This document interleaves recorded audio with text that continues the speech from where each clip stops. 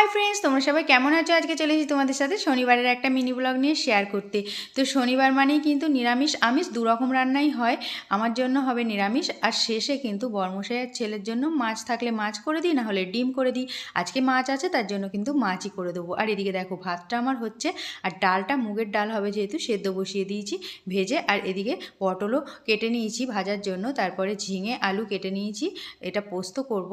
তার সাথে করলা এইভাবে গোল গোল করে কেটে নিয়েছি চাকা চাকা করে ভাজার জন্য। আর এই দেখো মাছটা ফ্রিজ থেকে বার করে নিয়েছি। এখান থেকে সব মাছটা রান্না করব না, 3 পিস রান্না করব, বাকি রেখে দেবো।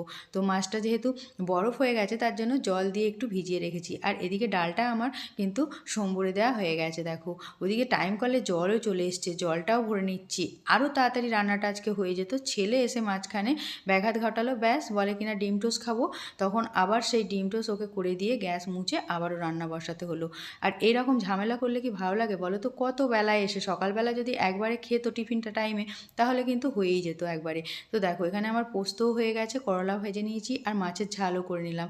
তারপরে আজকে কিন্তু স্নানটা আগে করিনি, স্নানটা করে নিলাম রান্নাবান্না করে বাসন মেজে, তারপরে পুজোটা করে নিয়েছি। কেমন লাগলো মিনি ব্লগটা? ভালো লাগলে ভিডিওতে লাইক